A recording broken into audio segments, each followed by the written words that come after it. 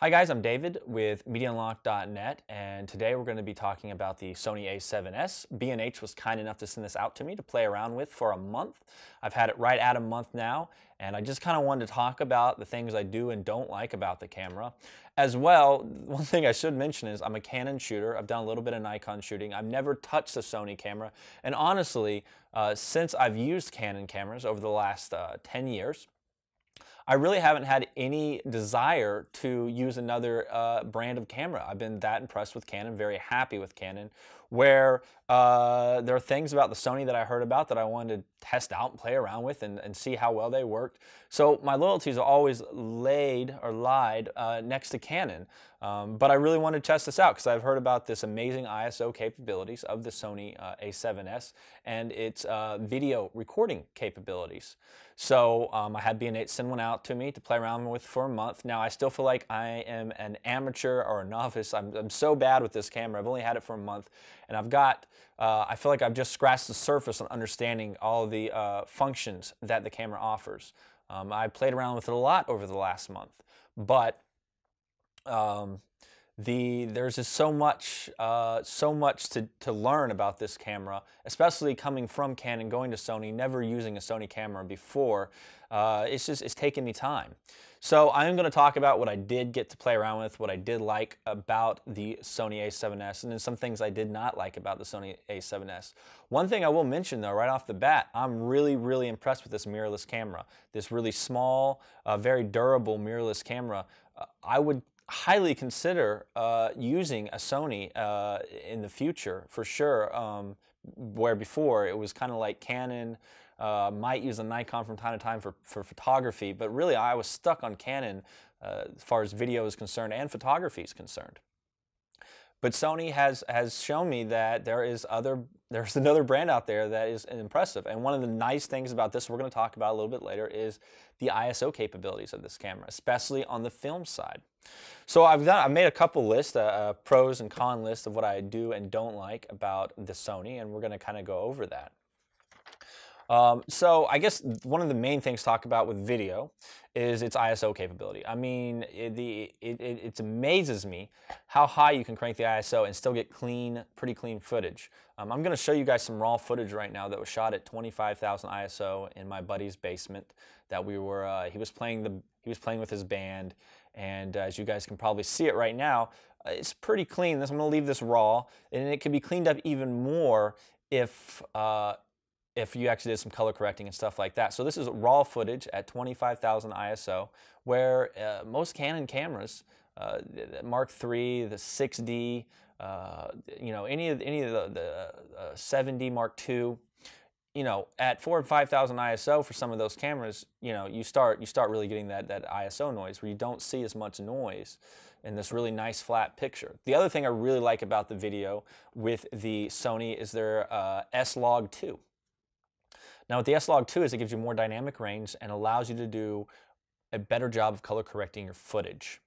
And I was really impressed with the S-Log2. Now, the thing that was kind of a drawback with the S-Log2 is that when you're in S-Log2 mode, you have to have a minimum of 32 ISO.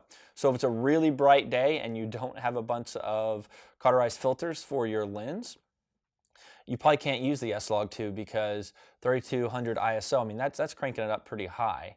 ISO wise in a really bright day, and you're gonna get a lot of clipping, a lot of overexposures.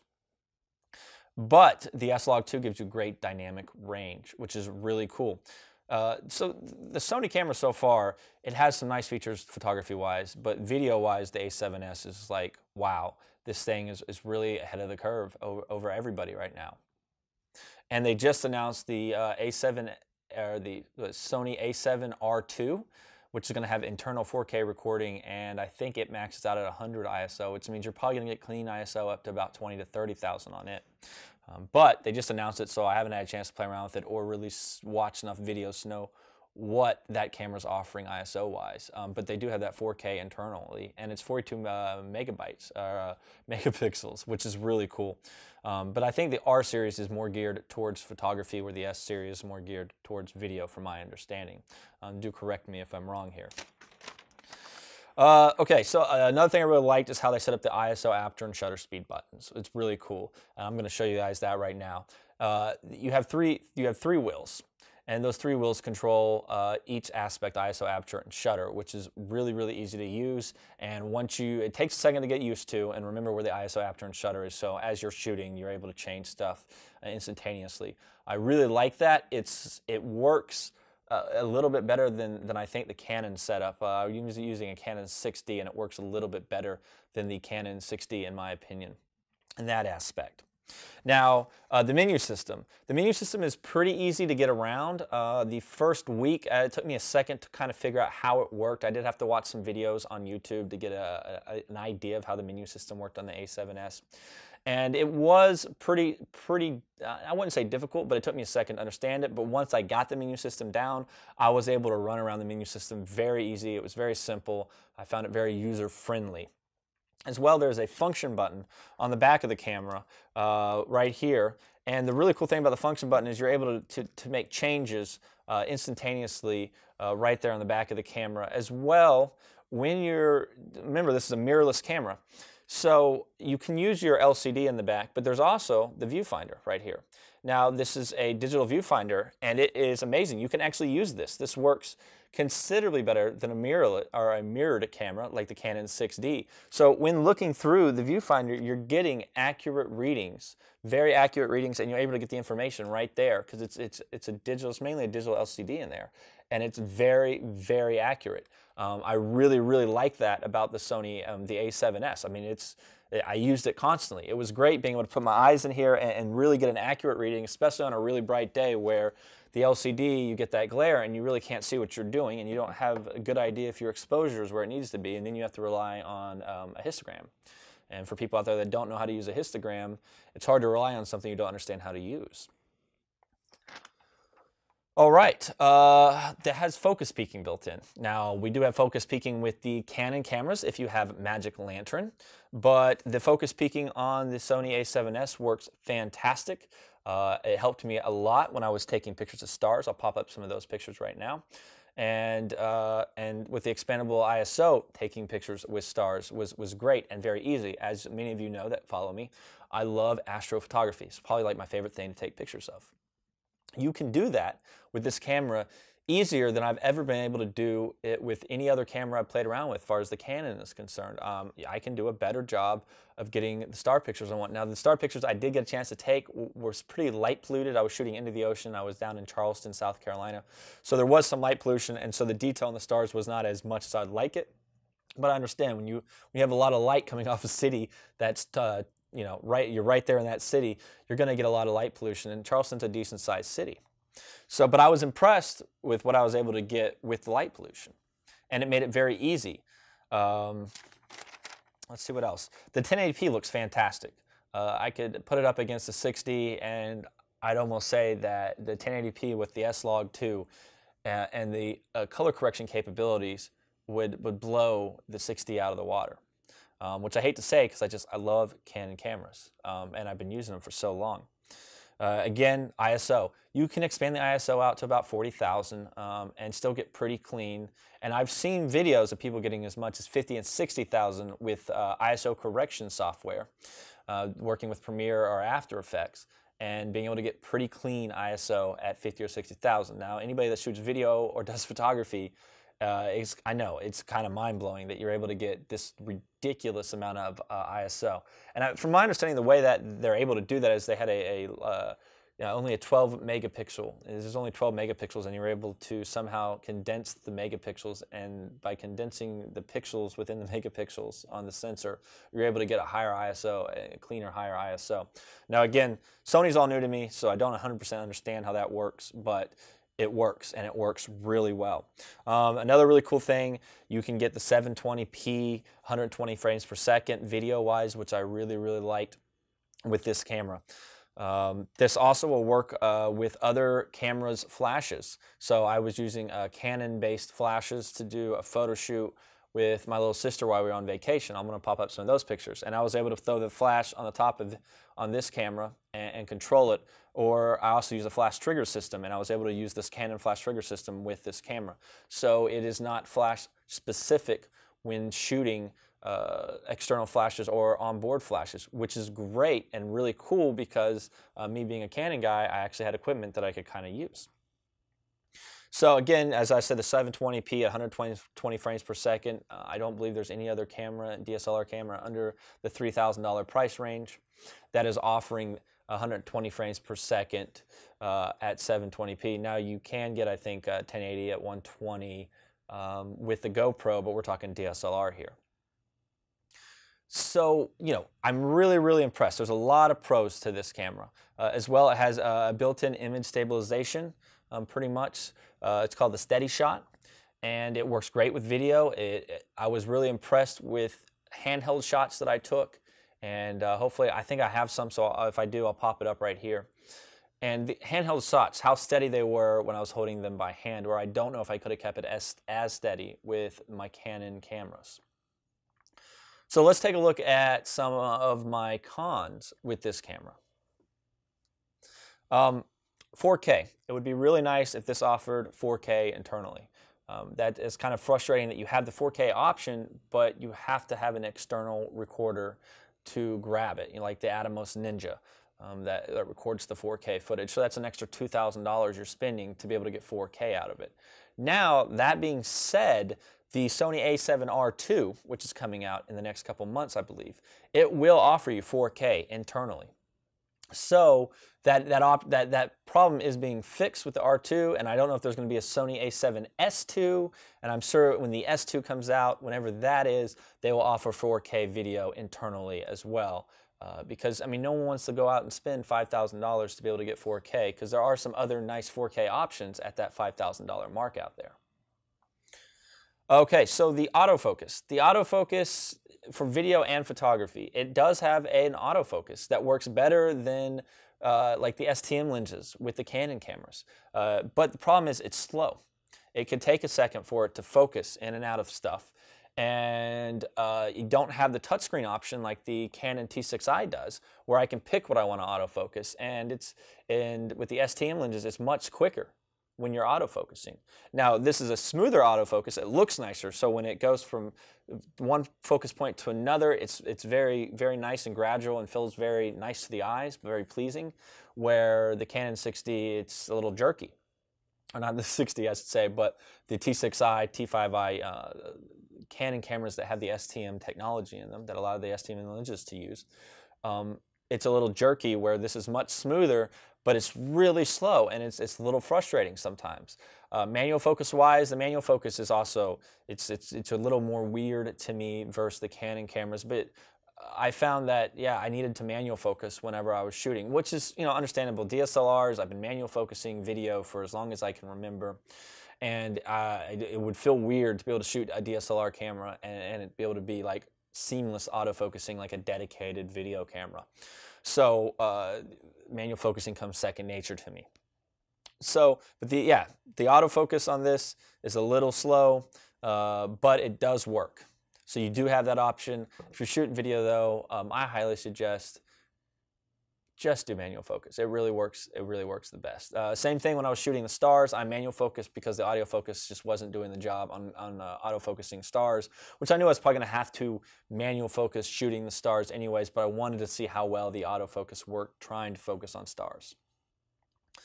Again, I did mention the S-Log2. I really hate that it has to be a minimum of 32 ISO. That's 3200 ISO. That's kind of frustrating. The slow continuous shooting.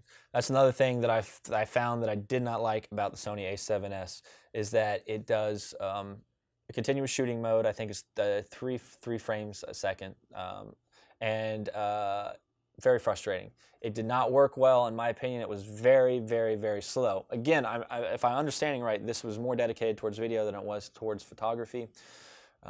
But anytime I was trying to do continuous shooting, it took too long to focus, and it was really slow, and that was very frustrating. Now, some of the autofocusing issues could come from the lens I'm using. I have I think this is a Sony lens, and it's the 3.5 to 6.3 224 to 240, so the 24 to 240. So I don't know how nice of a lens this is. This is the only lens I've used with the Sony camera. It's the only Sony camera I've used.